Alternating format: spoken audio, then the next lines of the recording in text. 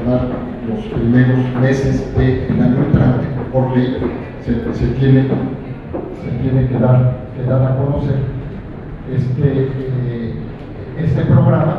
Entonces se espera que como 6 años antes y como 12 años antes, pues gran parte de las propuestas de la asociación queden reflejadas en este documento, que va a ser el documento que oriente las estrategias, las políticas, las líneas de acción, los objetivos, las metas y las acciones para la actual administración federal.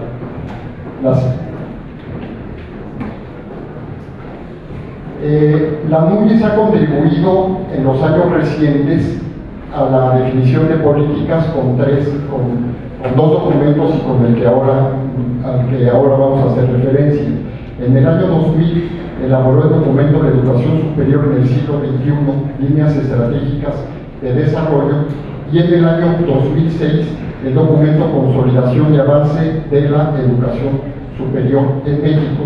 Si bien se cuenta con antecedentes desde el sexenio de Miguel de la Madrid, donde se elaboraron propuestas para lo que en el siguiente sexenio de Salinas de Gortari constituyó el programa para la modernización educativa, la MUYES elaboró un documento de propuestas y acciones para la modernización de la educación superior. Como ustedes saben, este primer documento de educación superior en el siglo XXI, pues bueno, tuvo un impacto muy importante en la definición del programa de desarrollo, del programa sectorial de educación del gobierno de Vicente Fox, dado que actores que habían estado en la Asociación Nacional de Universidades en su momento ocuparon cargos en la Secretaría de Educación Pública, como fue el doctor Reyes Tamés, que era rector de la Universidad Autónoma de Nuevo León, ocupó la Secretaría de Educación del doctor Julio Rubio, que había sido rector de la UAM, había sido secretario general ejecutivo, ocupó la Subsecretaría de Educación Superior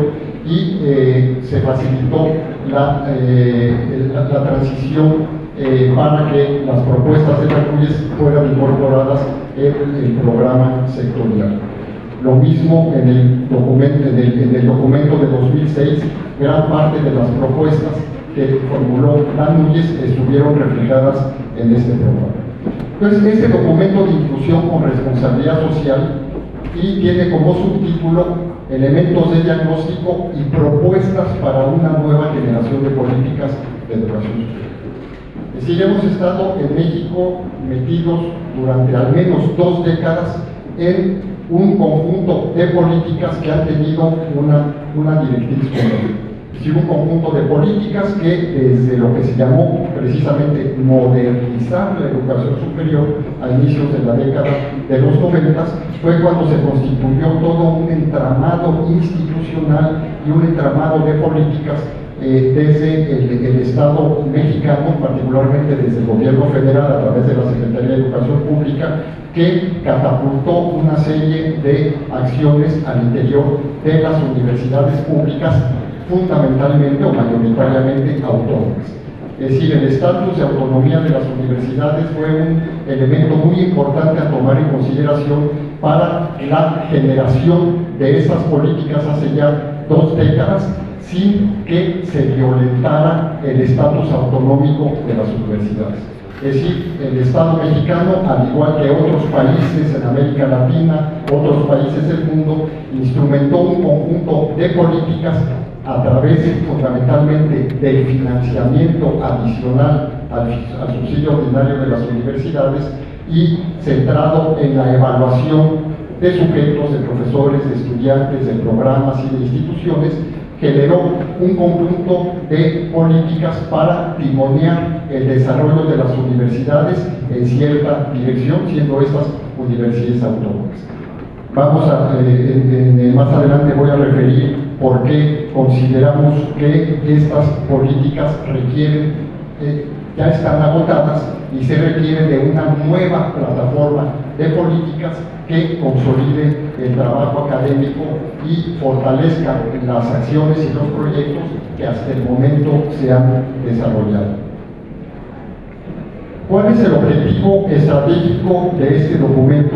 Es construir una nueva etapa de desarrollo de la educación superior en el país, cuyos ejes sean garantizar la inclusión de los jóvenes, y no nada más de los jóvenes, la inclusión de los mexicanos, de las mexicanas, jóvenes y también personas adultas, en los procesos de formación avanzada. De ahí el término de inclusión social, y la consecución de niveles superiores de calidad y responsabilidad social de las instituciones de educación superior y de los actores participantes en los procesos de transmisión, generación y divulgación del conocimiento. Ustedes se preguntarán, ¿por qué inclusión social? Bueno, pues es muy obvio, vamos al contrario. ¿Qué es lo contrario a la inclusión social? Pues es la exclusión social de millones de mexicanos y de mexicanas en el desarrollo social, el desarrollo económico, el desarrollo educativo, el desarrollo cultural de este país. Y consideramos que esta exclusión que estamos viviendo en México, esta exclusión social, es ya insostenible. ¿Por qué inclusión social? También por la necesidad de construir un modelo de desarrollo del país incluyente que abra más oportunidades a toda la población, y por la necesidad de generar mayor impacto de la educación superior en los entornos locales y regionales, a fin de que el resultado último del trabajo de las universidades sea lograr una mayor integración de sus actividades en sus entornos, en la sociedad. Es decir, se requiere un reforzamiento del lazo que existe entre la universidad y la sociedad. ¿Por qué responsabilidad social?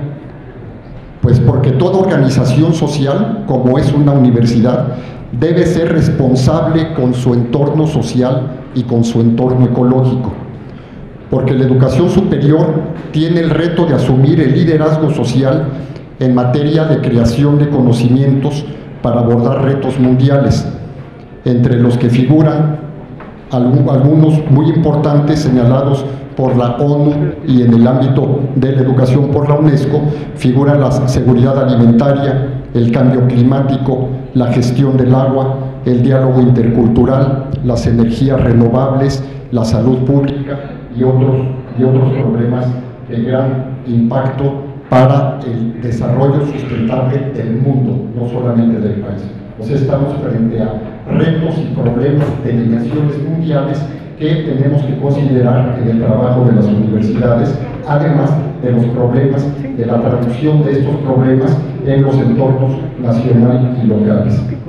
Responsabilidad también porque la educación superior no solo debe proporcionar competencias sólidas para el mundo de hoy y de mañana, sino contribuir a la formación de ciudadanos dotados de principios éticos, comprometidos con la construcción de la paz, la defensa de los derechos humanos y los valores de la democracia.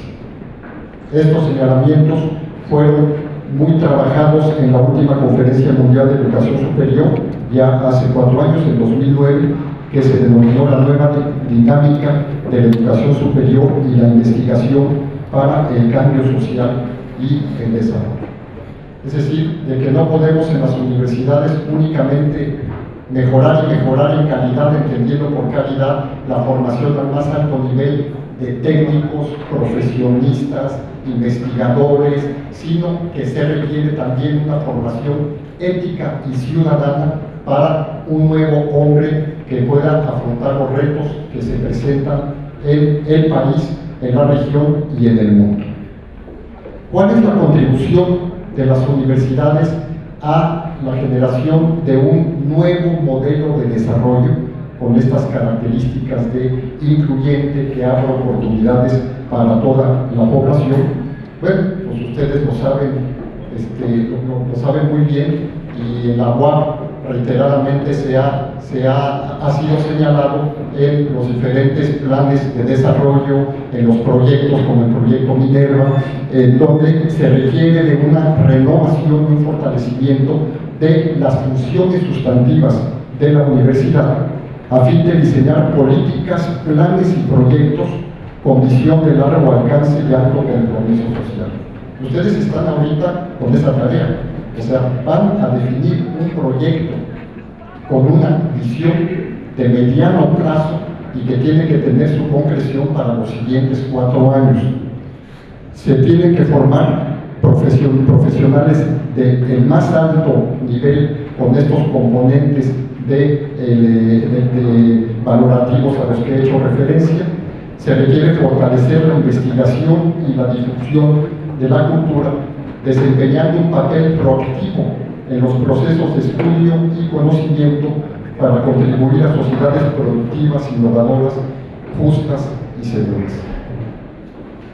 Paso a revisión algunos indicadores de lo que no queremos o de lo que se quiere combatir. Obviamente no le compete a las universidades resolver los problemas de la exclusión social. La universidad no es el Estado, la universidad no es el gobierno, la universidad no es la Agencia de Desarrollo Social, pero la universidad es una institución social que a través de sus funciones sustantivas tiene que coadyuvar a la conformación de un nuevo modelo de desarrollo basado en los principios éticos que desde las universidades se proponen. Existe un contexto internacional de gran vulnerabilidad económica y medioambiental. Abrimos el periódico cada día y nos enteramos con las crisis económicas, la de 2008, 2009, en Estados Unidos, en los países europeos.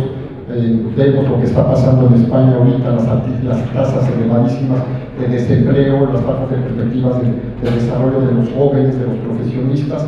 Para donde volteamos hay crisis, hay una enorme vulnerabilidad. Hay un desempeño macroeconómico insuficiente e irregular desde hace 2 décadas, con un escaso dinamismo del mercado doméstico o del mercado interno y una elevada dependencia del comercio con Estados Unidos, dependencia de los ingresos del petróleo, del turismo, de las remesas. Acaban de sacar la última cifra trimestral de las expectativas de crecimiento económico, y si ustedes ven las expectativas de la Secretaría de Hacienda y Crédito Público, estaban originalmente planteadas un crecimiento del 3.5% para 2013, se ajustaron hace poco más de 2 meses al 1.8% de crecimiento, y la semana antepasada la Secretaría de Hacienda acaba de bajar su pronóstico a 1.3% de crecimiento. Y las diferentes calificadoras y los diferentes organismos económicos del sector privado dicen que 1.3% sería elevado, o sea, lo ponen por debajo del 1.2%. Es decir, el comportamiento del crecimiento económico de México, de las actividades productivas, es un comportamiento bastante errático y del todo insatisfactorio para cubrir todos los requerimientos de desarrollo del país. Hay un crecimiento significativo derivado de lo anterior de las tasas de desempleo que afecta especialmente a los jóvenes. Y esto sí nos toca muy de cerca a las universidades.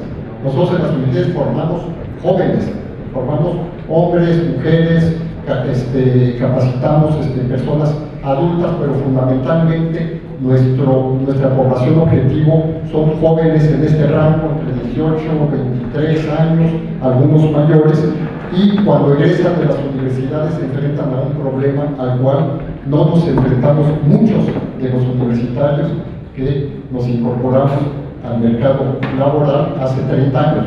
Hace 30 años un egresado de la universidad podía tocar puertas y tenía la ventaja de poder escoger en qué quería trabajar. Ahora hay que ver cómo se insertan en el trabajo los recién egresados de nuestras universidades.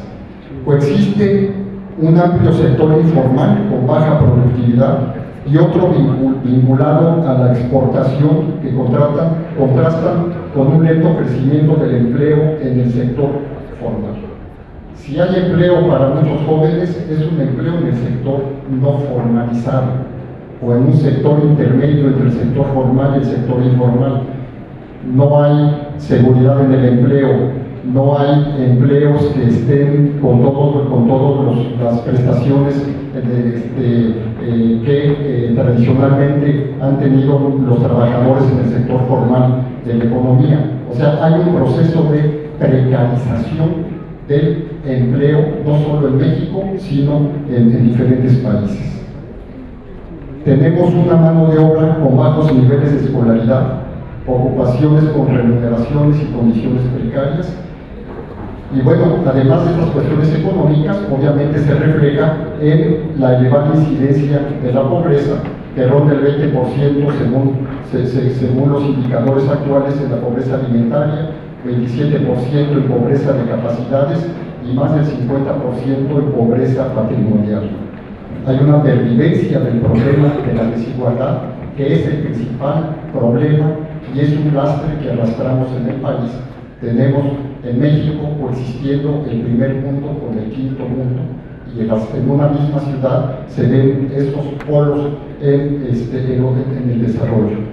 Hay significativas brechas en el índice de desarrollo humano entre estados y grupos, ya sea por género, ya sea por si se compara con indígenas y no indígenas, y hay logros insuficientes del sistema educativo nacional, donde los indicadores reflejan pues grandes contrastes. Si nosotros vemos de los últimos indicadores, donde está la flecha, ahí vienen las entidades federativas. Esto es el índice de marginación según entidad federativa. Tenemos que el estado de Puebla está dentro de los 5 estados con mayor marginación del país: Puebla, Veracruz, Oaxaca, Chiapas y Guerrero. Si revisamos a nivel estatal el indicador de condiciones de pobreza multidimensional por entidad federativa, ahí encontramos en esta flecha el estado de Puebla, que tiene de los indicadores más elevados de pobreza multidimensional, igualmente junto con Chiapas, con Guerrero, con otros estados en condiciones similares. Si revisamos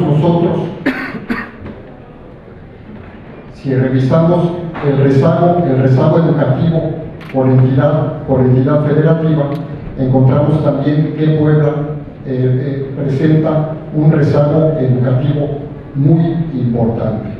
Y a diferencia de estos indicadores, cuando nosotros revisamos un indicador que es uno de los indicadores más socorridos, más manejados en las políticas públicas de los últimos años, que es la cobertura en educación superior, la tasa bruta de cobertura en educación superior, considerando la población escolarizada por entidad federativa, pues nos encontramos un poco lo inverso. Pues el estado de Puebla no es un estado que tenga una baja tasa de cobertura respecto a la media nacional.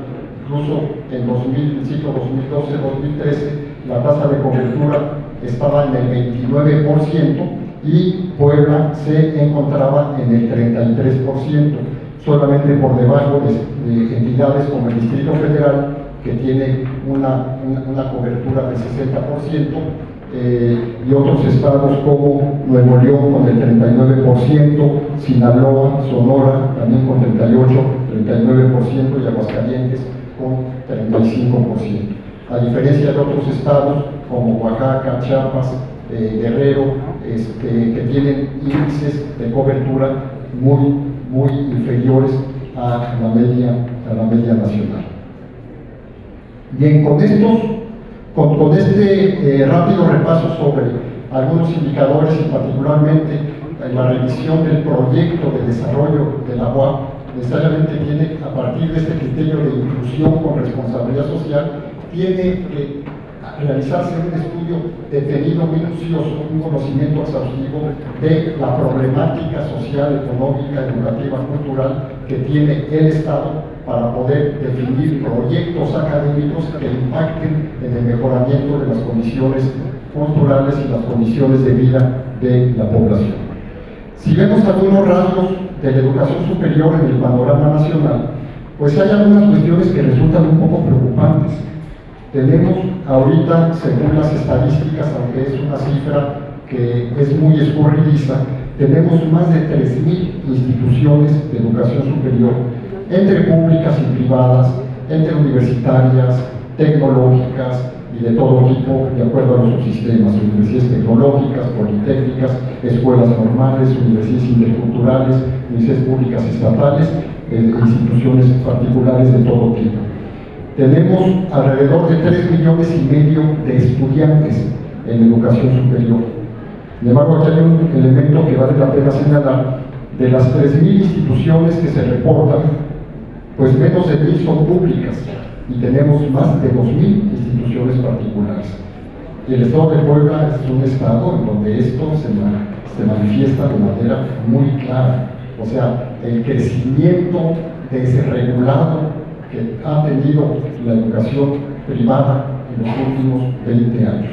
Es un elemento que tiene que estar presente en el momento de definir políticas públicas, porque toda oferta educativa, sea pública o privada, tiene que tener determinados estándares de calidad para que no represente un fraude a la población.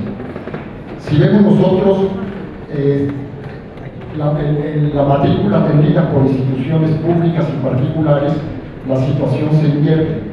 Pese a que hay más planteles privados particulares que públicos, las instituciones públicas atienden al 70% de la población escolar en licenciatura, que es este elemento, cuando en 1990 las instituciones públicas atendían más del 80%, según este proceso de crecimiento del sector privado que desde principios de la década del 2000 se ha estabilizado.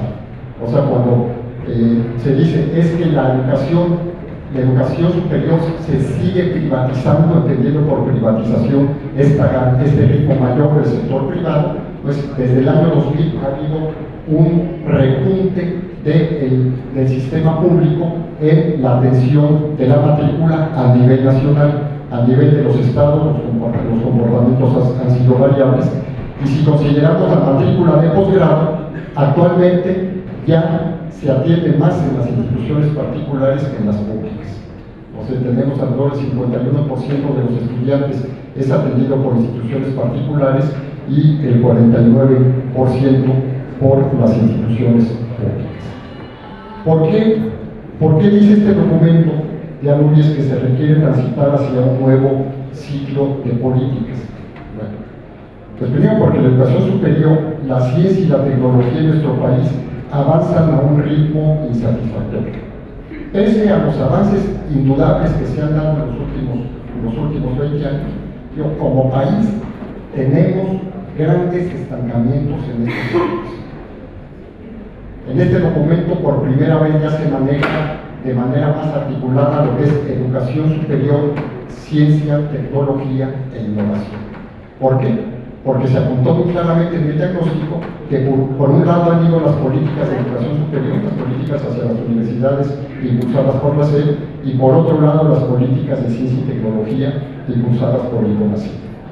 Y México claramente ha tenido una carencia de políticas con visión de Estado para convertir a la educación superior, la ciencia, la tecnología y la innovación en palanca estratégica para la transformación del país. Y ustedes habrán escuchado cada vez que un funcionario de CONACYT o de la Secretaría de Educación Pública hace referencia a estos elementos, pues se establece la comparación entre países emergentes del mundo y nuestro país. Se dice Corea, Irlanda, Brasil, la India, hace 30 años estaban en el mismo nivel de desarrollo económico que México, y 30 años después estos países dieron un salto impresionante y en México continuamos estancados en el crecimiento y desarrollo del país. Y muchos manejan la hipótesis que el factor decisivo para explicar este despegue económico fue la inversión y la elaboración de políticas agresivas en materia de educación superior, ciencia y tecnología por parte de estos países emergentes. Bueno, actualmente lo que sí ha sido retomado afortunadamente es la prioridad que la actual administración pública está dando a la ciencia, la tecnología y la innovación, al haber establecido la meta de alcanzar en 2018 una inversión en investigación y desarrollo experimental equivalente al 1% del Producto Interno Bruto, cuando actualmente la inversión es mucho menor. Entonces sí hay acciones muy importantes reflejadas en el presupuesto de egresos de 2013, el que se acaba de aprobar para 2014, porque se requiere transitar hacia una nueva generación de políticas que renueven los enfoques hasta hoy seguidos.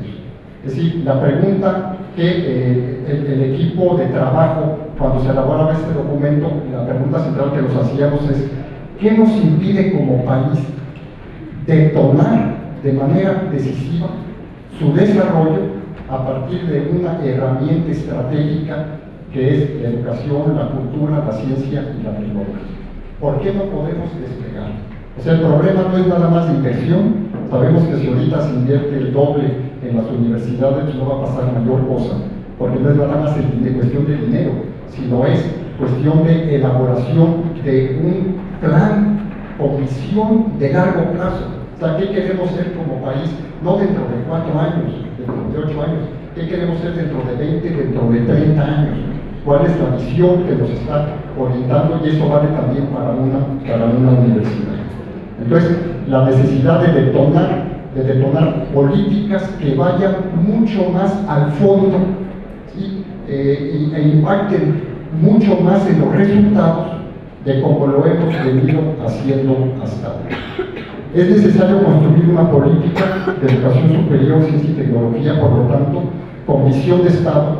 Aquí hay un gran debate de si es política de Estado, visión de Estado, si son políticas de Estado, políticas públicas. Es decir, la idea es de que haya una visión compartida entre todos los actores y hacia el largo plazo, con enfoques de calidad, equidad y cobertura renovados, distintos a los aplicados en las últimas 2 décadas, con mayor eficacia y articulación entre las estrategias alineadas con los subsistemas de educación superior, investigación científica y humanística e innovación tecnológica, para hacer de estos verdaderos instrumentos que apuntalen y dinamicen el desarrollo nacional y articuladas en torno al eje de la inclusión con responsabilidad social.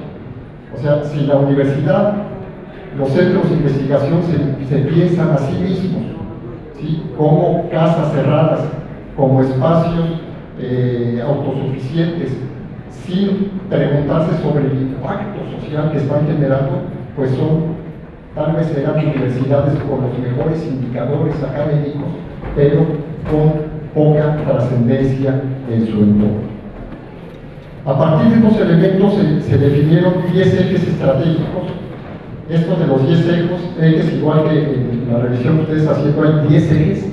También creo que tenemos algún resabio del decálogo de Moisés, de los 10 mandamientos. Siempre hablamos los 10 ejes, las 10 acciones prioritarias, o sea, algo hay en el número 10 que facilita las cosas. Aquí se señalan 10 ejes estratégicos y no está todo. O sea, aquí pueden decir, es que falta esto, falta... No, claro, son ejes estratégicos. O sea, se consideran que son elementos que son como palancas, que hay que mover estas palancas para que otras cosas cambien. Habría que pasar con una visión más estratégica. Como ven, ustedes están ya muy acostumbrados a esto desde hace varios años dentro de los pisos de la relación estratégica, de definir aquellos elementos que son nodales para poder generar cambios institucionales. Entonces aquí se propusieron 10. Un nuevo diseño institucional para la gestión y la coordinación de la educación superior. Darle un nuevo sentido a la cobertura de la educación superior. Considerar la vinculación como un atributo fundamental de las funciones sustantivas. Renovar la evaluación para mejorar la calidad académica. Fortalecer la carrera académica del personal académico, los profesores e investigadores. Reforzar la ciencia, la tecnología y la innovación. Dar plena movilidad a los estudiantes y al personal académico en el sistema de educación superior. Avanzar hacia un nuevo enfoque de internacionalización, construir una política de financiamiento con visión de Estado, y bueno, este décimo eje es por las situaciones que nos han tocado vivir y y particularmente algunas universidades en las regiones, en la parte norte del país, sobre la inseguridad que existe en las instalaciones, y se propone el reforzamiento de la seguridad, no nada más la seguridad física, sino todo el concepto de seguridad organizacional con todos los actores de las universidades. Y paso a hacer una rápida revisión de cada uno de ellos para señalar algunos aspectos que consideramos importantes. Primero, y se planteó así a los candidatos a la presidencia, claro que todos ellos cuando se les presentó en mayo del año pasado dijeron, sí, como no, va a ser prioritario, pero a todos se les dijo, señor candidato, si llega usted a la presidencia, por favor, otorgue la mayor prioridad con su correlato jurídico, o sea, no de dientes para afuera, sino que haya un reflejo jurídico institucional en la arquitectura institucional. La máxima prioridad de la educación superior, la ciencia, la tecnología y la innovación. Y que esta nueva arquitectura institucional provea las bases para la gobernabilidad en estos ámbitos y suficiente articulación. O sea, basta de tener dos mundos, los investigadores por acá, los profesores por acá, la educación superior y la ciencia por otro lado, sino que se define una política. En su momento la NUYES hizo una propuesta que no prosperó, que fue crear una Secretaría de Educación Superior, Ciencia, Tecnología e Innovación, como Secretaría de Estado. Cuando estuvo el actual presidente, entonces candidato, dijo, no, yo no voy a crear más burocracia, siguió la presidencia, pero sí voy a trabajar en el reforzamiento de darle mayor importancia a estos sectores. En relación a la cobertura, tenemos el reto de reducir los rezagos educativos y elevar en forma acelerada los niveles de escolaridad e inclusión de la población. Como país tenemos que realizar un esfuerzo sin precedentes para ampliar la cobertura de educación superior y darle un nuevo sentido. O sea, esto ha sido un tema viejo. ¿Sí? Nos dicen, bueno, ¿de qué se trata? ¿De crecer por crecer? ¿De que entren más? ¿Y entren más? O sea, tuvimos una primera ola de crecimiento en las universidades. Varios de ustedes no habían nacido todavía, allá en la década de los 60, de los 70. Fue la primera ola de expansión.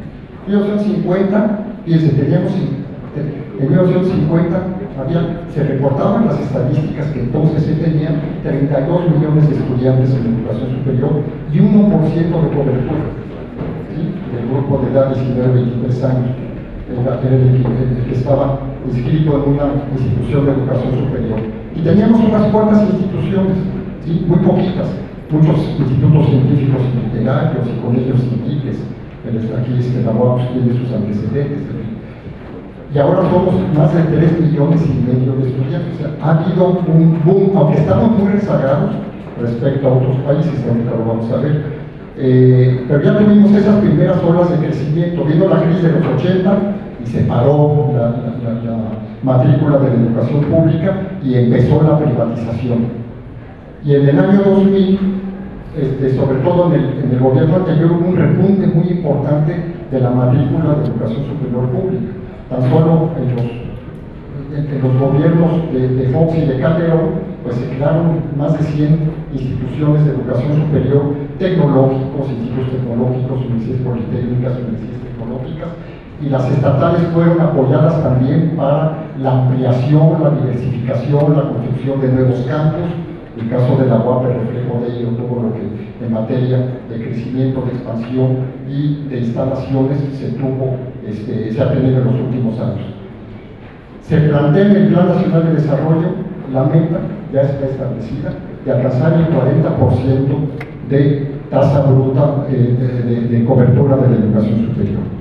Si vemos nosotros, si nos comparamos con otros países, que a veces son comparaciones que resultan un poco chocantes porque son condiciones sociales muy diferentes las que se viven en cada uno de los países, pero bueno, se tiene en Corea se reporta más del 100% de cobertura, en Estados Unidos el 95%, pero bueno, en México está hasta acá, ¿no? Con el 31%, que era la tasa de cobertura que se manejaba hace algunos años con las anteriores proyecciones del CONAPO, que aquí también nos dimos de frente.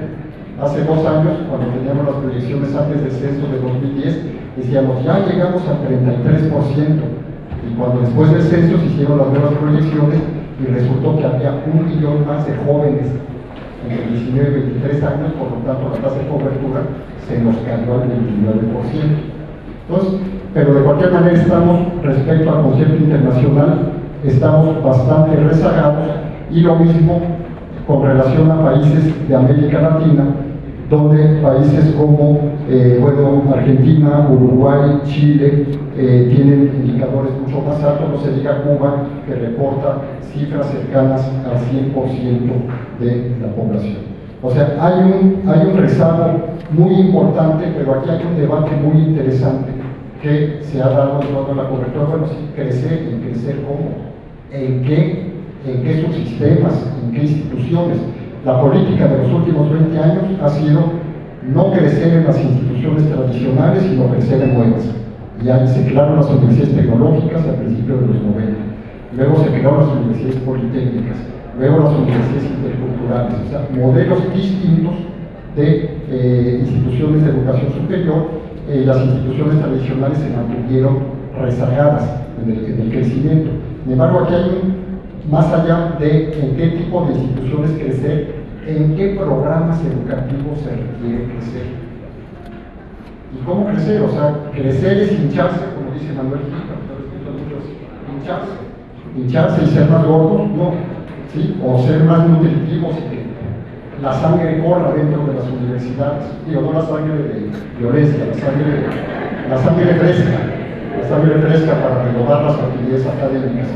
Entonces, es un tema de la cobertura donde sí hay algunas evidencias de que se ha crecido en cobertura, pero a costa de muchas cosas, a costa de improvisaciones, a costa de decisiones políticas. Los gobernadores o presidentes municipales han dicho, yo quiero aquí una institución, otra existente dice, oye, pero yo puedo cubrir esa demanda. No, yo quiero otra porque fue promesa de campaña. O sea, hay un sinfín de obstáculos para una planeación racional a nivel territorial en la oferta de la educación superior. Y en este caso, bueno, la UAP tiene que definir políticas de ampliación de la oferta, de la ampliación de la cobertura en el Estado, pero de manera articulada con las diferentes instituciones que brindan servicio en el Estado. Desconozco yo si funciona la CUEPES, que existían las comisiones estatales para la planeación de la educación superior, que eran espacios precisamente para hacer estudios de oferta y demanda, estudios de mercado, estudios de factibilidad, estudios de capacidad instalada, pero se requiere de cualquier manera renovar los procesos de planeación de la oferta educativa. Y bueno, vean el reto que tenemos aquí. La rayita roja es el promedio ahorita, el 29% de cobertura. Y esta de arriba, más azul, es el 40% de cobertura. Entonces, el asunto no es nada más decir vamos a llegar al 40%. ¿Por qué? Porque hay un problema particular al interior de cada una de las entidades federativas. Puebla, vemos, está en el 33%, Distrito Federal está en el 60% de cobertura, pero no van a llegar al 40% ni de lejos entidades como Chiapas, Guanajuato, Guerrero, Oaxaca. No, por más que hagan. Es más, la meta del 40%, esto lo ha documentado Roberto Rodríguez en estudios que publica en Campos Milenio, dice, él dice que es imposible de alcanzar. Dice, porque alcanzar una tasa de cobertura determinada, el elemento fundamental pues, es el flujo que viene de atrás. O sea, si yo, ¿cómo quiero abrir la llave? Pasar del 29 al 40, si la abro y no salen estudiantes. O sea, si no hay egreso suficiente del bachillerato. Entonces es un problema del flujo escolar desde educación básica. Desde hace 2 años ya el bachillerato la educación media superior es obligatoria en la reforma constitucional que se realizó. Y también la universalización del bachillerato para el 2018, bueno, se plantea la meta del 80% de cobertura, también es una meta bastante ambiciosa. Sin embargo, si vemos nosotros lo que planteamos en este documento de inclusión con responsabilidad social, hicimos diferentes escenarios y planteamos que para el 2022, o sea, en 10 años, se tuviera una tasa de cobertura con la matrícula escolarizada y no escolarizada equivalente al 60% del grupo de edad 19-23 años, y lo cual implicaba para el final de esta administración el 43% de cobertura. Pero se parece mucho a la meta del 40% ya con las cifras revisadas del Consejo Nacional de la Población. Bueno, este es un tema y que en el proyecto de desarrollo de la UAP tiene que estar considerado cuál va a ser el papel de la universidad en la atención a la demanda por parte de sectores de la población. ¿Qué sucede con los estudiantes? ¿Qué sucede con los estudiantes? Bueno, pues sucede que cada vez nos están llegando a las universidades públicas estudiantes de los deciles inferiores, de los primeros deciles. Hay un proceso de, llámenle como algunos llaman de incorporación de sectores pobres a la educación superior. O sea, si bien estos son la distribución porcentual de la matrícula de acuerdo a la INIC, la Encuesta Nacional de Ingreso y Gasto, los deciles de la derecha son los de mayores ingresos, pues son los que tienen mayor participación, en la educación superior. Esto es 2000, sin embargo ha bajado 2000, 2006 y 2010. En los 4 primeros deciles participa alrededor del 20%, 20-21% de los estudiantes. O sea, 1 de cada 5 estudiantes en educación superior en el país pertenece a los 4 primeros deciles de ingresos. O sea, todavía es la quinta parte, ¿sí? Todavía tenemos mayoritariamente, o sea, la universidad sigue siendo elitista. O sea, los sectores de mayores ingresos son los que siguen entrando a la universidad, si bien paulatinamente hay mayor participación de estos sectores. Y esto implica para las universidades pues, un reto de las mayores dimensiones. O sea, ustedes lo han manejado ahorita y lo tienen considerado en toda esta discusión. Bueno, ¿qué pasa con las becas? O sea, las becas para estudiantes de educación media superior y educación superior se han constituido en un elemento estratégico para poder incorporar a estudiantes de estos sectores. Para el año entrante se aprobaron 7,000 millones de pesos para becas en educación superior. Es una granísima. Hay muchos recursos, sin embargo también hay muchos cuestionamientos de si estaremos llegando al estado de becarización en el país. O sea, los jóvenes, como no tienen empleo, ya viven de las becas. Son becarios PRONAVES, luego son becarios en CONACYT, luego son becarios en estancias postdoctorales, se casan y le dan una beca complementaria por estar casado y tener hijos. O sea, entonces, ese es un asunto que vale la pena analizar, porque en la medida en que no se ataquen los problemas estructurales, pues vamos a estar en un mundo becarizado. En relación a la vinculación, bueno, pues habrá que reforzar las estrategias de acción entre las universidades del sector productivo para la inserción de los nuevos profesionales en las actividades económicas según los criterios de trabajo decente establecidos por la Organización Internacional del Trabajo. Esta insistencia en trabajo decente, híjole, es que es, pues, ahí va la vida a millones de jóvenes. O sea, si no se lo logramos como país, ahora dicen las autoridades con la aprobación de la reforma hacendaria y si se aprueba la reforma energética, o sea, ya se aprobó la reforma laboral, pero la reforma laboral también precariza en muchos sentidos.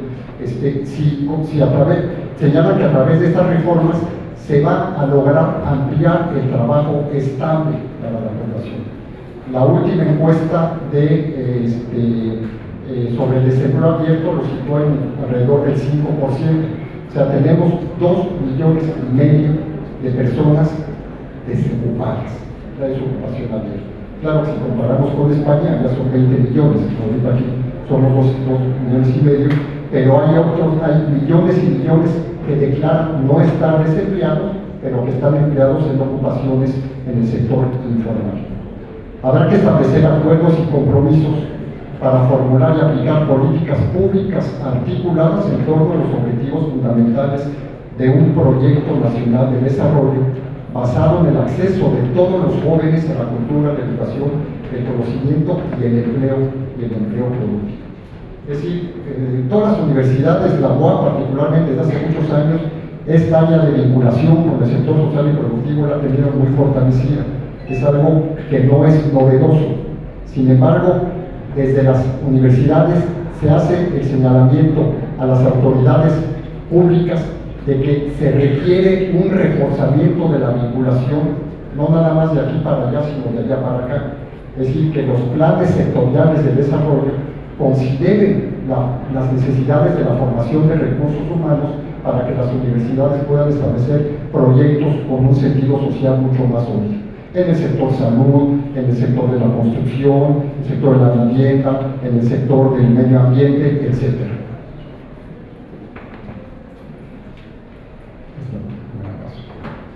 Se requiere renovar la evaluación para el mejoramiento de la calidad de la educación superior.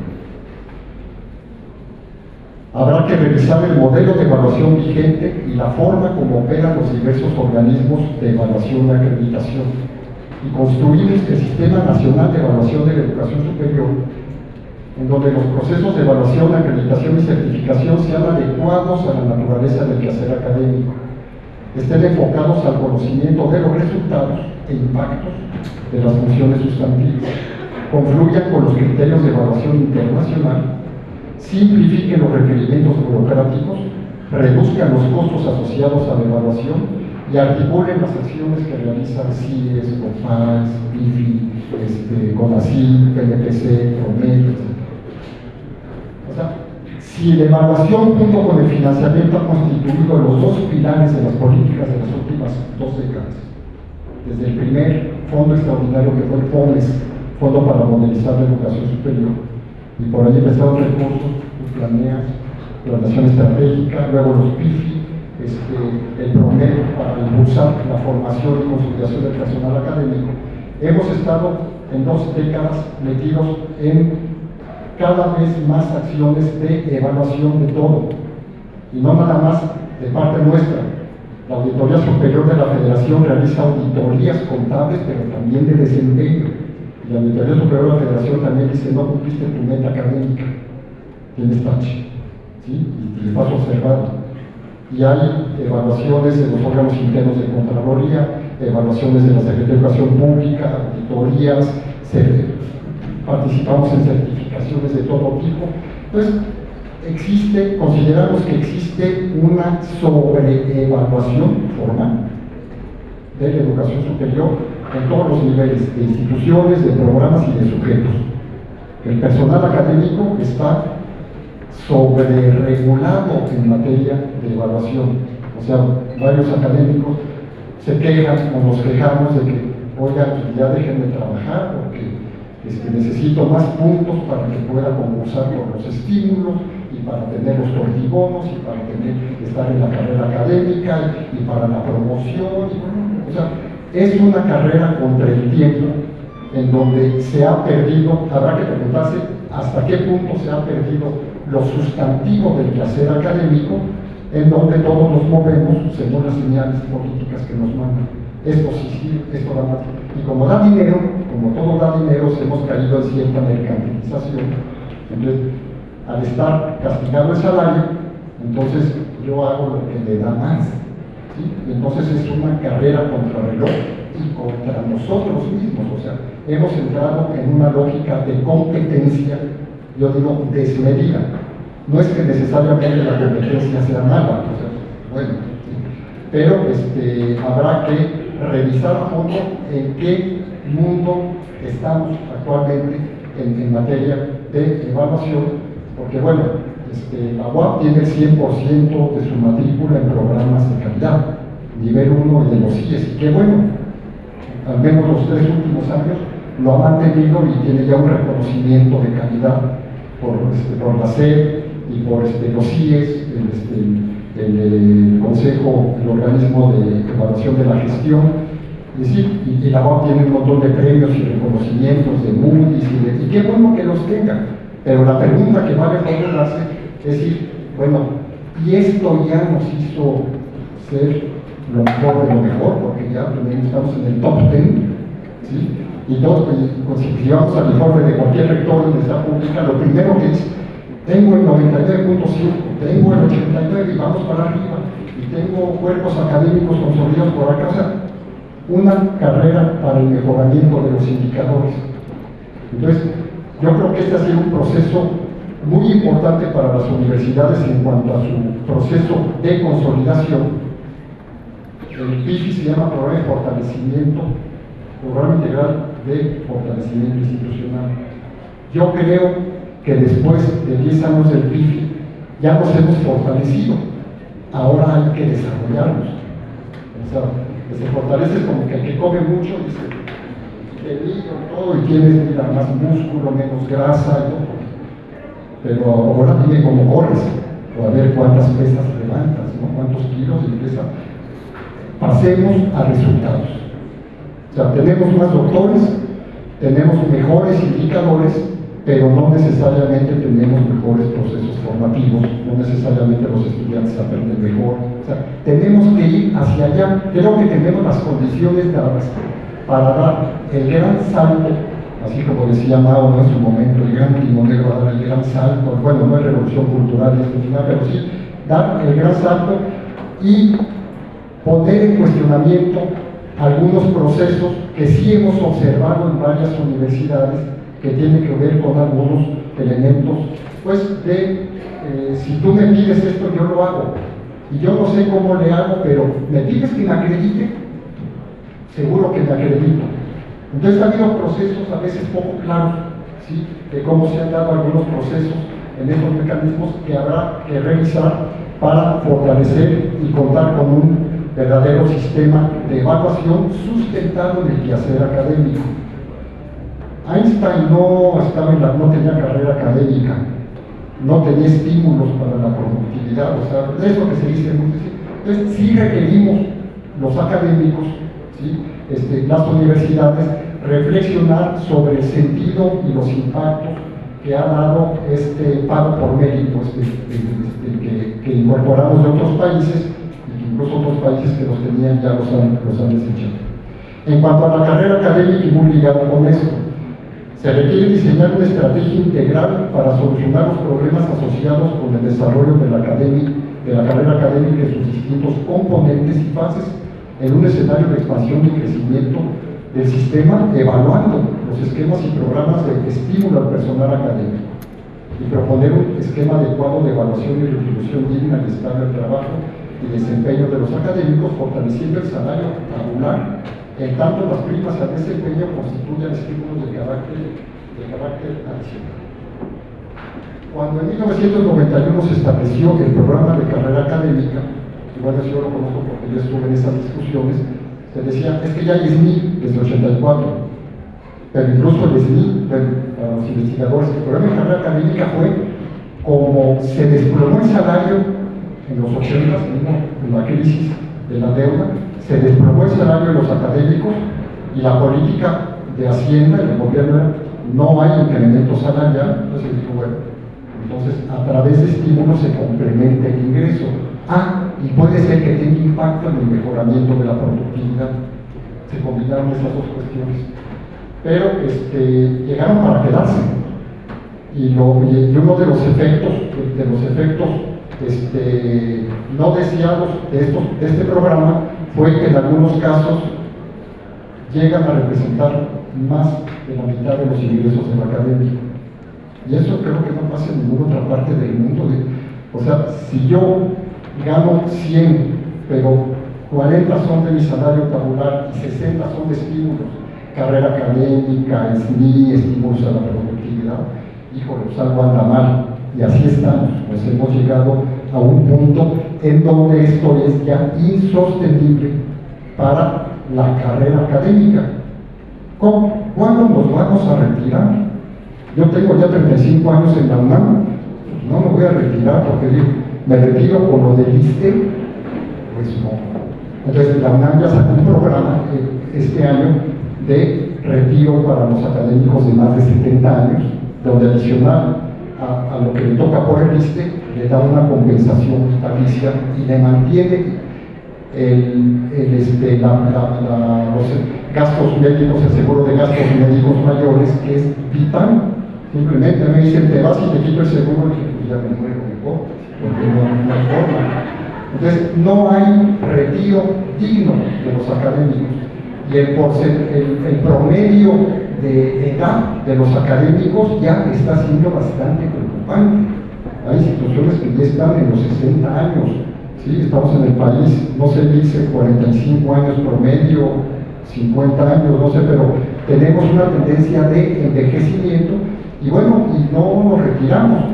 ¿Y qué pasa? De que los jóvenes doctores y postdoctores, becarios del CONACYT, tocan la puerta y no hay plazas.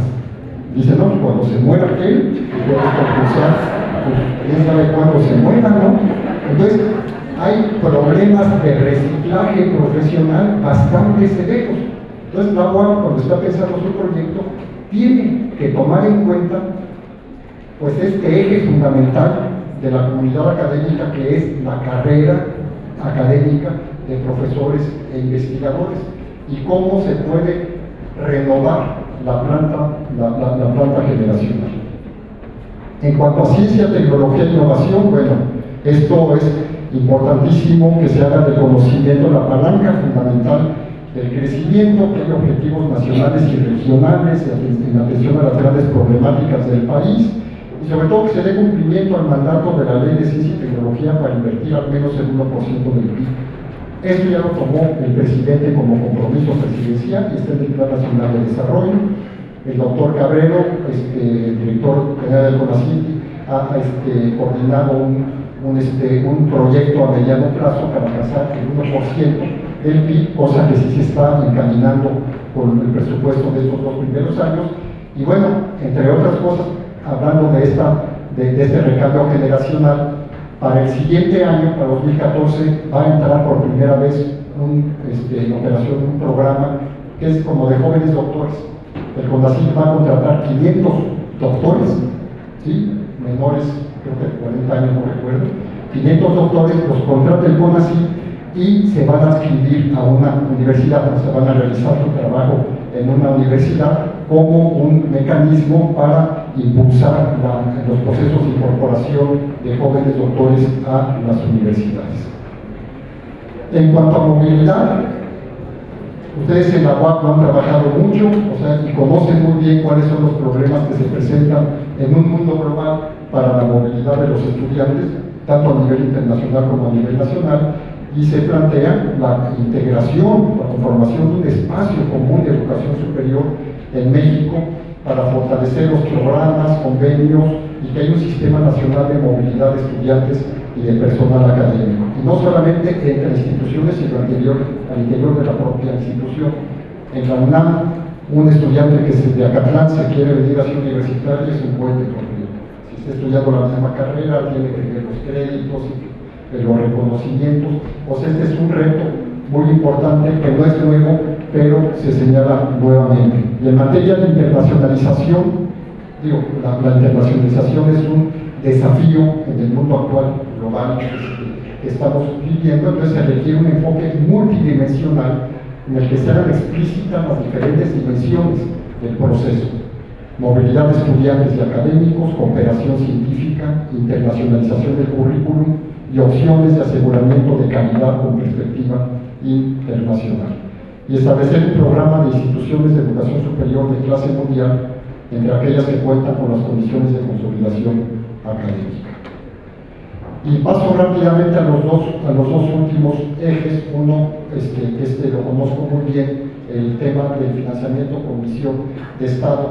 El reclamo que se sigue formulando, la semana pasada salió un desplegado de la NUYES, donde se agradece la atención que se dio a las solicitudes de ampliación presupuestal para 2014 que formuló en su momento la NUYES.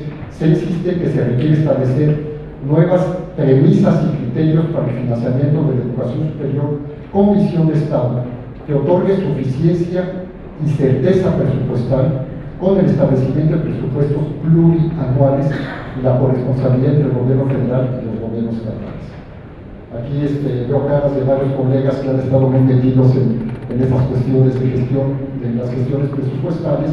Y digo, la verdad, créanme, yo llevo 13 años, año con año en la Cámara de Diputados, trabajando con los rectores, con la NUYES, en las negociaciones presupuestales, y pues es un trabajo desgastante para los rectores. O sea, un rector tiene que estar aquí, en los proyectos académicos, liderando todos los programas que se están desarrollando, y no estar allá tocando puertas, bueno, aquí en el Palacio de Gobierno y luego allá, ¿no? Y luego con el municipio. O sea, un rector nunca va a dejar de ser un gestor de recursos y de otras cosas, pero no puede ser un gestor casi de tiempo completo, como son rectores de algunas universidades de, no sé, Sinaloa o de Guerrero. Pues no siempre se los ve tocando puertas, porque tienen déficits presupuestarios insostenibles, o el de Morelia, ¿sí? O ahora el de Yucatán, que no tuvo para pagar la quincena, la nómina. Entonces, son problemas apremiantes y se requiere, está haciendo la insistencia, una política con visión de Estado para asegurar que los proyectos que definan la universidad van a contar con el recurso suficiente por parte de la Federación y por parte del gobierno estatal, que esa es otra bronca. Creo que aquí han tenido buena relación entre la universidad y el gobierno del Estado, pero en otros estados la situación ha sido bastante diferente y muy tensa. Y se han presentado iniciativas ya al Congreso de la Unión para la realización de reformas por parte de la NUYES, para la realización de reformas a la Ley General de Educación y a la Ley para la Coordinación de la Educación Superior. Y se plantea también, es algo que se va a trabajar a partir del año entrante, un nuevo modelo de asignación presupuestal a las universidades públicas en materia de subsidio ordinario y subsidios extraordinarios. ¿Los subsidios extraordinarios han sido importantes? Sí. PIFI, PROME, Fondo de Ampliación de Matrícula, todos los diferentes fondos para problemas estructurales, saneamiento financiero, pero tienen el problema de que no son fondos regulares, y un año vienen y otro año no vienen. Entonces la universidad se queda a la mitad cuando dicen es que no se aprobó el recurso. Y a veces, aunque se haya aprobado el recurso, vienen las observaciones de los organismos auditores y de Contraloría y de los abogados que dicen estás mal, tú tienes que irte por acá o tienes que hacer. O sea, hay problemas de gestión presupuestal y en políticas de la determinación de los presupuestos que tienen que ser considerados. En esta gráfica, bueno, decimos que tenemos buenas noticias para 2014, porque bueno, este es desde el año 2006, es el presupuesto a educación superior, desde 2006 a 2014, ha sido un presupuesto creciente. Ahora tenemos cerca del 10% de crecimiento real, y también para las universidades públicas estatales en su conjunto hay un crecimiento del 10% del subsidio ordinario en términos reales, pero si vemos las líneas marcan las tasas de crecimiento interanuales y han sido variables. Un año sube, otro baja, y esto habla de la definición de una política clara en materia de financiamiento. Y por último, en cuanto al reforzamiento de la seguridad, el último de los ejes, bueno, pues la NUYES elaboró un manual de seguridad que las universidades han elaborado también sus protocolos de seguridad en los campus, y lamentablemente este es un tema que ha consumido tiempo importante para las universidades, pero se requiere una colaboración académica entre todas las instituciones y las instancias de seguridad para tener campus seguros. Y concluimos nosotros en el documento que, bueno, ¿qué es lo que se requiere para dar este gran salto? Bueno, pues un acuerdo nacional, y esto lo dijimos antes del Pacto por México, pero el Pacto por México no metió para educación superior, a lo mejor hubiera sido bueno, pero planteaba de que se requería un acuerdo nacional entre las diferentes fuerzas políticas y niveles de gobierno para el desarrollo de la educación superior, la ciencia, la tecnología y la innovación con sentido de inclusión y responsabilidad social. Y termino muy breve, nada más una nota sobre responsabilidad social. Ustedes tienen ahorita una mesa paralela de responsabilidad social, me parece, si no está malo que leyen en la página de los foros. Entonces, ¿Por qué responsabilidad social debe ser considerada en todas las funciones sustantivas de las IES? No es que sea una función más, es algo transversal, algo que a través es una concepción del trabajo de cualquier organización. Comprende una gestión institucional eficiente, transparente y responsable en la utilización de los recursos que la sociedad le otorga. La cuestión de la transparencia es algo básico. ¿Hemos avanzado en el país y en las universidades en materia de transparencia? Sí, pero todavía hay espacios que no son del todo transparentes en el trabajo. La responsabilidad social conlleva, ante todo, ofrecer educación de calidad en todos los programas educativos y entraña una responsabilidad con los estudiantes, con sus familias y con sus comunidades locales. Existe un ISO del 16.000 en 2010 que define la responsabilidad social. Sobre todo esto empezó esta concepción dentro de las empresas. Dice la responsabilidad de una organización por los impactos de sus decisiones y actividades en la sociedad y en el medio ambiente a través de una conducta transparente y ética que contribuya con el desarrollo sostenible, incluyendo la salud y el bienestar de la sociedad, tome en cuenta las expectativas de las partes interesadas, cumpla con las leyes y sea compatible con las normas internacionales de conducta y sea integrada a la totalidad de la organización y puesta en práctica en todas sus relaciones. ¿Qué no es responsabilidad social? Pues no es acción social filantrópica. A veces dicen, pues yo llevo a través del servicio social a una comunidad, trabajo en la organización y ya soy institución con responsabilidad social. No es acción filantrópica, aunque se puedan y deban hacer acciones filantrópicas, es otro rollo. No es una moda pasajera, sino una obligación universal para asegurar la sostenibilidad social y ambiental de nuestro modo de producción. No es una función más de la organización y no es solo para empresas, sino para cualquier tipo de organización. Y cierro con preguntas que a lo mejor, digo, ustedes se las han hecho mucho más a fondo seguramente en esta revisión que están haciendo, pero habría que preguntarse, ¿cuáles son los impactos laborales en la vida de su personal administrativo, docente y estudiantil y en el medio ambiente en cuanto a desechos, deforestación, contaminación atmosférica por transporte vehicular, etc.? Creo que los camiones de la UAP no contaminan, están muy cuidados. En cuanto a la formación de los estudiantes, ¿qué tipo de profesionales y personas forman la universidad? En cuanto a conocimientos, ¿qué tipo de conocimientos se produce, para qué y para quiénes? Y en cuanto a impactos sociales, ¿qué papel asume en el desarrollo de la sociedad, con quiénes y para qué? Bueno, pues muchas gracias y pasaríamos a la pregunta.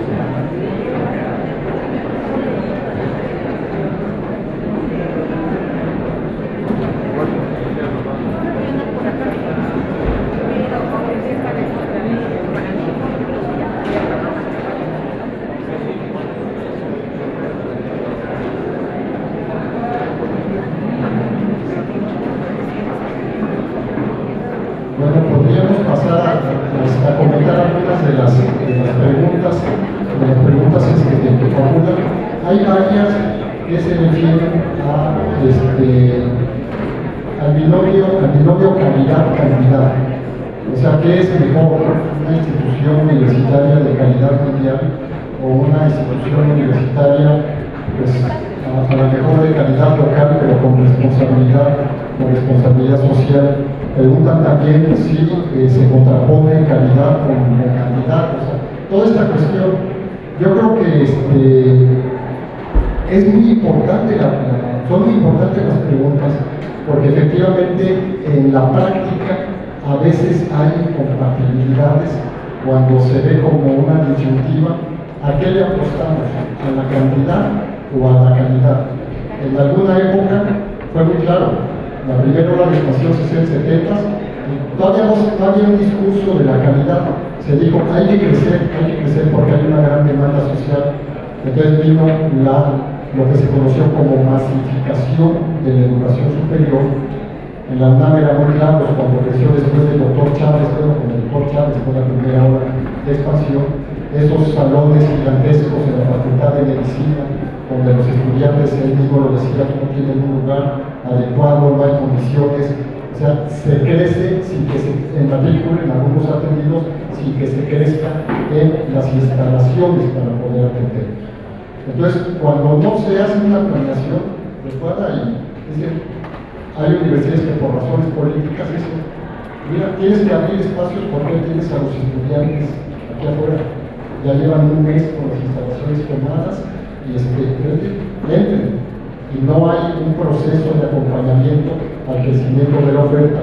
Entonces, yo creo que en 2013 y casi en 2014, la cultura académica y la cultura de gestión que tenemos en nuestras universidades, y muy particularmente en la UAP, o sea, la UAP tiene un capital acumulado muy rico, ¿sí?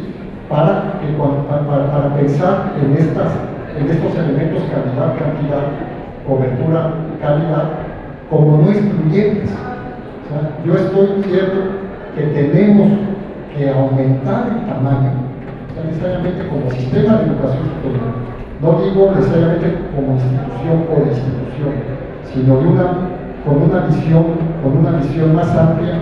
Tenemos que atender a más estudiantes, sí. Yo creo que vamos a tener que atender unos 400, 500 mil estudiantes en los próximos 5 años. y que van a llegarnos, a lo mejor no para llegar al 40%, pero sí algo que se le aproxime, porque tenemos una demanda creciente. Entonces, para la UNAM es muy claro, yo con años movimientos de rechazados, y del POLI, y de la UAM, la zona metropolitana, y entonces exige por presiones políticas más lugares, pero la UNAM ha dicho, nosotros vamos a abrir lugares por presión política, y no es un problema de la UNAM, es un problema del sistema educativo en su conjunto en una región específica. Entonces, no se contraponen siempre y cuando a la ampliación de la oferta, la ampliación de la cobertura, existan proyectos académicos que lo acompañen.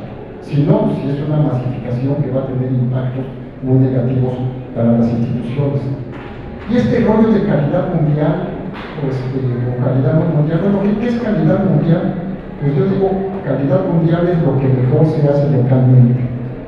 O sea, no podemos, si decimos nosotros es que vamos a tener a los mejores, la mejor formación, es competitiva a nivel internacional, descuidando los requerimientos locales, para mí eso no es calidad mundial. O sea, porque la atención a los grandes problemas mundiales o a los requerimientos de desarrollo mundial, pues pasan necesariamente por lo local. Entonces yo digo, la universidad que se compromete con su entorno, se compromete con sus estudiantes a darles la mejor formación, insisto, es la que puede competir mundialmente. Es decir, yo creo que son elementos complementarios y no excluyentes. También alguien pregunta sobre las evaluaciones existentes. Dice, ¿cómo modificar la evaluación cuando los actores que están en evaluación actualmente son actores que están metidos en el sistema de PIFI, de PROMED? Bueno, pues ese es un reto precisamente. Cuando con algunos rectores nosotros platicamos esto, decimos, señor rector, es que se tiene que pasar una nueva plataforma política. ¿Está de acuerdo o no está de acuerdo? No, sí, o sea, porque ya lo que tenemos no da.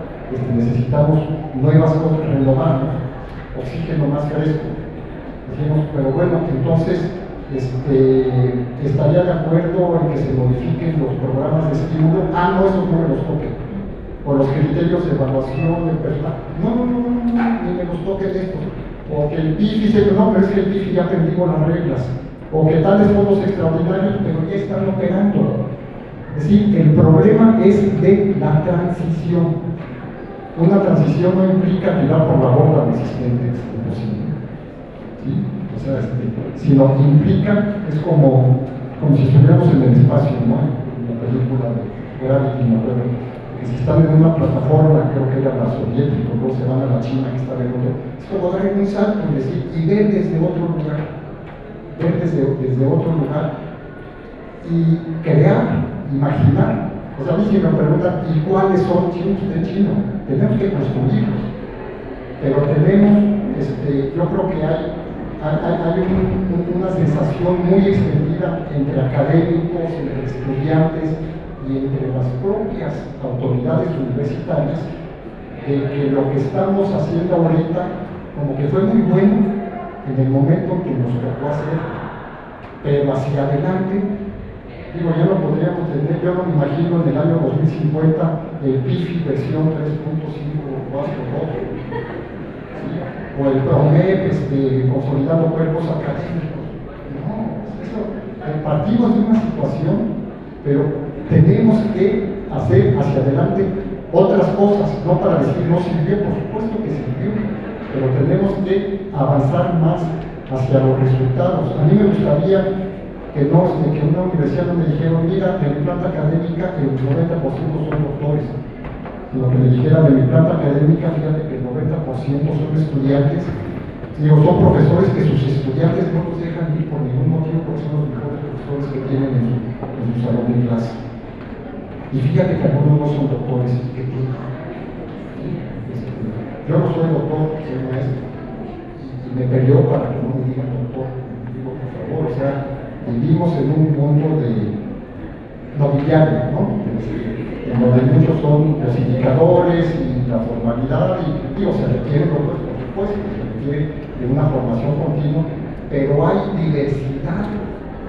Y creo que lo que no hemos reconocido en nuestras universidades en materia de evaluación es la diversidad. La UAM, la UADI, la Universidad de Guerrero y la de Oaxaca, casi todas son como universidades en lo que uno lee, dice, es lo mismo, todos informan lo mismo, son los mismos indicadores, y qué bueno que se han incorporado, pero ¿qué es lo propio de la UAM? ¿Cuál es su toque fundamental que lo diferencia de la UAM y de otras universidades? O sea, creo que necesitamos una evaluación que considere la especificidad de los campos académicos.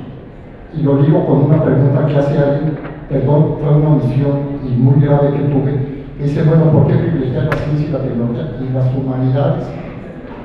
Pero fue omisión, o sea, precisamente cuando hablaba de inclusión social, esta formación cívica, ética, humanista, derechos humanos y todo, si no hay humanidades en la ciencia, en el desarrollo profesional, no nada más del área de humanidades, ¿sí?, sino que atraviese toda la humanidad, pues no vamos a salir de este camino ferozmente competitivo y sálvese quien puede de junto, porque yo soy el primero que tengo que llegar a costa de no importos, a costa de mis títulos nobiliarios, a costa de mis puntos acumulados, a costa de mis estudios formalmente realizados, sino que con la incorporación de las humanidades tengo que pensar de una manera distinta como ser humano para el objetivo fundamental, que es el desarrollo del bienestar de los hombres y las mujeres de este país, y no el encontramiento en determinadas torres. Y algunos tipos de movilidad, preguntaba alguno de los compañeros. Bueno, pues hay movilidad estudiantil que es muy frecuente, que se dan estancias temporales. O sea, yo hago un semestre en otra institución del país o del extranjero, hay algunos programas de doble titulación y hay, o sea, ofrecen las dos instituciones el título, y sobre todo a través de modalidades abiertas y a distancia, pues se da una modalidad emergente. Y opciones, ¿qué opciones existen para el financiamiento de una universidad? Y pues bueno, pues yo creo que son tres elementos fundamentales para el caso de una universidad pública que está en Guanajuato: subsidio federal, subsidio estatal, los apoyos que puede obtener el gobierno municipal también, y los ingresos propios. O sea, yo creo que el punto de los ingresos autogenerados es muy importante, es un elemento importante que le permite a la universidad moverse más libremente respecto a las restricciones que tienen a nivel federal o a nivel estatal. La UAP en este momento participa, si no estoy equivocado, como con el 7% de su presupuesto institucional es de ingresos propios. Y bueno, pues aquí dejaría esto, agradezco mucho su paciencia.